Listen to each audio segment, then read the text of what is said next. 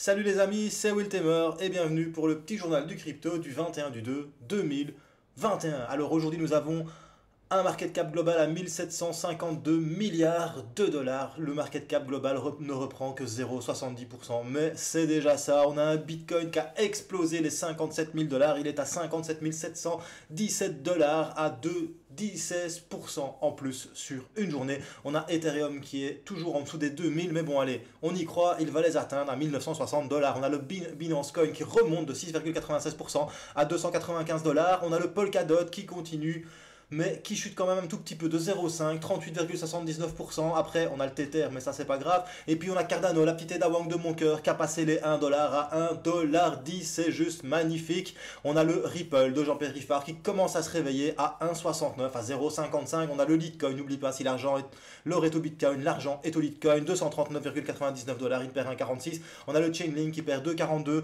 Et le Bitcoin Cash, s'il vous plaît, qui nous fait 1,56 et il est à 720. 25 dollars. Après, on va regarder quand même sur les 24 heures. Le top gagneur, c'est OKB qui nous fait 45,14 dollars. On a le Bitcoin Gold qui revient d'entre les morts, j'hallucine, à 26,69%. Et on a le Flow qui nous fait 25,77% à 23,75. Et Alpha Tom qui n'arrête pas sa petite montée depuis qu'on en a parlé, depuis que l'Ukraine et Dubaï vont l'utiliser pour créer une blockchain. Allez, après ça, si tu es nouveau sur la chaîne, n'hésite pas à t'abonner et à actionner la petite cloche des notifications. Rejoins-nous aussi sur la page Culture Crypto Twitter. On a passé les 4200 abonnés et sur la page Facebook Culture Crypto. Allez, après ça, c'est parti, générique.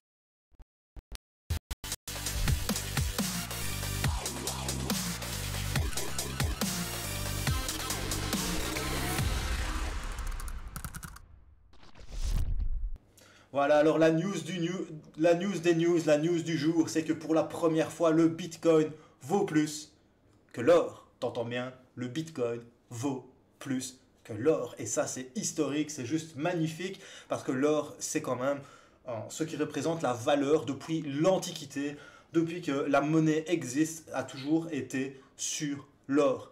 Et franchement, rien que de savoir que le Bitcoin passe devant l'or, perso, ça me fait quelque chose, franchement, ça me fait quelque chose à mon cœur. Et rien à dire, je me dis, on a quand même réussi à créer quelque chose et on est dans vraiment une révolution pour moi. Et rien à dire, choose life, choose freedom, choose Bitcoin, ça veut vraiment et ça prend vraiment tout son sens. D'ailleurs, tu as un article de Bean Crypto qui explique l'or versus Bitcoin à long terme, les experts pèse. Donc ils sont en train de se demander qu'est-ce qui va avoir plus de valeur. L'or est considéré comme une réserve de valeur stable. Par contre, le Bitcoin est volatile, mais il offre plus de cas d'utilisation que l'or. Car l'or, t'en as chez toi, c'est bien, mais t'en fais quoi? Tu peux le donner à quelqu'un, d'accord, mais faut déjà bien qu'il accepte de l'or. Par contre, du Bitcoin, tu peux transférer cette valeur partout dans le monde, à n'importe qui. Il suffit qu'il télécharge un wallet. Puis aussi, tu as une couverture à la fois contre l'or et le Bitcoin pourrait offrir une meilleure diversification. Donc si tu as beaucoup de Bitcoin, on ne sait jamais, prends aussi peut-être un petit peu d'or, ça peut être intéressant. Et voilà, le Bitcoin et l'or deviennent clairement des concurrents dans la lutte pour attirer l'attention des investisseurs. L'or règne en matière de réserve de valeur. Bitcoin reste le parvenu numérique le plus risqué, mais le plus gratifiant. Voici ce que les initiés pensent. Le Bitcoin va commencer petit à petit à manger l'or et on l'appelle de plus en plus l'or numérique car même les institutionnels rentrent dans le jeu. D'ailleurs, en parlant d'institutionnels, on a le géant SBI Holding qui envisage de créer une entreprise commune. Donc la holding va créer une entreprise explicitement pour vendre des crypto-monnaies aux institutionnels. Et ça se passe au Japon. Conclusion, les institutionnels rentrent de plus en plus dans la danse. Et du coup, les grosses banques, les gros conglomérats se disent, on va créer des sociétés pour rafler un max de pognon sur les institutionnels.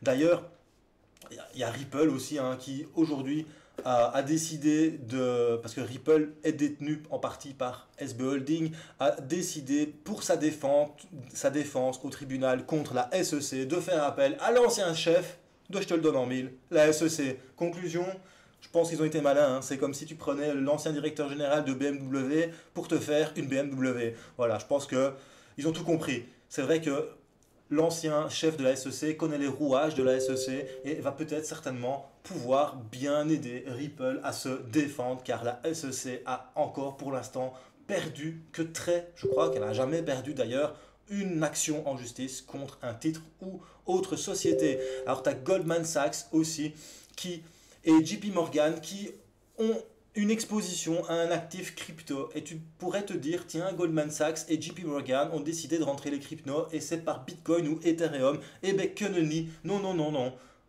JP Morgan et Goldman Sachs sont rentrés dans Polkadot, et ça c'est quand même très très très bon, parce que ils n'ont pas acheté du Polkadot en soi, hein. Ils ont pris un ETP, hein, un ETP sur Polkadot, mais ça montre à quel point Polkadot est un projet solide et un projet pour l'avenir, car l'interopérabilité des blockchains, c'est quelque chose qui est super important. Et Polkadot, dans ce genre de...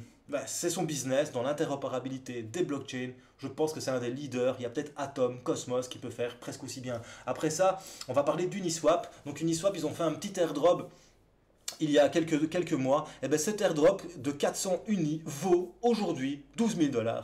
Moi je dis c'est sympa quand même, tu vois. Tu vas trader sur une petite plateforme décentralisée, on t'offre une crypto et tu rafles 12 000 $. Maintenant je ne sais pas s'il y en a qui ont gardé leur uni. Si tu as gardé, félicitations. Après ça, on va parler d'autre chose, c'est de Tesla. Donc Tesla, en achetant 1,5 milliard de Bitcoin, a gagné plus d'argent qu'en vendant une année de voitures complète. Donc, toutes les voitures que Tesla a vendues cette année, en fait, ça n'a pas rapporté autant d'argent que depuis qu'ils ont acheté du Bitcoin. Conclusion, tu sais quoi, je pense qu'on a bien fait d'acheter du Bitcoin, et surtout, moi je suis patron d'une grosse société, genre Volkswagen, genre BMW, genre Ferrari, genre Lamborghini. Je me pose des questions, tiens, est-ce que je mettrais pas un petit peu d'argent dans le Bitcoin quand même, vu que Tesla en fait fait plus de pognon dans le Bitcoin que de vendre des voitures. C'est quand même un peu dingue. Voilà, allez, après ça on va quand même regarder où se trouve le Bitcoin sur sur TradingView, pardon. Et sur TradingView, tu peux voir que le Bitcoin s'échange à 57 641 $ en daily et qu'il continue sa chevauchée fantastique. C'est assez dingue, vraiment, c'est assez dingue. Qu'est-ce que tu veux analyser ça, franchement? Personnellement, ça sert à rien. Enfin, voilà, on est en survente sur le RSI. Le MACD est toujours haut. Les histogrammes repartent à la hausse. Et, voilà, qu'est-ce que tu veux que je te dise là-dessus? Tu sais rien faire, quoi. Celui-là qui te dit, ouais, le Bitcoin il va arriver à ça, à ça. Ok, on peut s'amuser avec un Fibonacci, partir du plus bas ici, du plus haut ici, et aller vers le plus bas après, suivant. On peut dire, voilà, objectif ici. Voilà, ça c'est un beau petit objectif par rapport à Fibonacci. On peut aller chercher les 241% de Fibo, voilà, à 60 632 $. Et peut-être qu'ici, il y aura une petite résistance. Tout ça en délit, bien évidemment. Après ça, j'avais quand même envie de te montrer le XRP. Moi, tu sais bien, je suis sur XRP pour le moment. Je suis quand même toujours sur ce trade. Aujourd'hui, hier, il a perdu. Il est descendu jusqu'à 0,51. Ici, aujourd'hui, il est en train de remonter à l'ouverture. Il était à 0,51, il est à 0,54. Moi, j'espère vraiment que l'XRP va casser cette résistance pour venir me chercher le dernier plus haut ici et me faire un petit 40%, et pourquoi pas venir chercher un 45%. Il y a aussi le Néo que je surveille pour l'instant. Donc mon petit Néo, tu sais quoi, attends, on va être plus rapide, hein. Je te montre mes deux trades, donc n'oublie pas, tu peux me suivre en direct, donc j'ai rien à cacher. Tu peux me suivre en direct sur Theta TV, tu as le lien qui se trouve en description. Donc j'ai un petit trade sur Néo, pour l'instant je fais 4,76%, je suis à 37 $ de gain. Et alors j'ai un trade sur Ripple, j'ai mis 2000 Ripple, je perds 4% et je suis à moins 48 $. Mais sincèrement, je pense quand même que le Ripple, il y a une belle possibilité. Pourquoi? Parce qu'on est dans ce triangle équilatéral. On en est sorti tout à l'heure, j'ai eu un peu peur. Bon, j'avais mon stop loss qui est là à 0,41. Je me suis dit, mince, en HK, c'est quand même limite. Mais si tu regardes en daily, et surtout si tu regardes en weekly, ça peut être sympa. Ça peut vraiment être sympa. Parce qu'en weekly, le dernier plus haut, il se trouve ici. Voilà. Donc on peut faire un petit 45%. Ça peut vraiment être cool. Franchement, voilà. Sur du x5, ça fait 45% x5, 250%, 2000 Ripple. C'est plutôt assez sympa. Voilà, c'était Wiltemer pour un petit journal du crypto. Si t'as bien aimé, n'hésite pas à mettre un petit pouce bleu. Si t'as pas aimé, n'insiste pas, mais mets-le quand même. Ton petit pouce rouge, surtout, mets des commentaires. Dis-moi ce que tu penses de toutes les petites news dont je viens de parler, Tesla et toutes les autres news. Et surtout, bro, n'oublie pas, choose life, choose freedom and choose Bitcoin. Peace.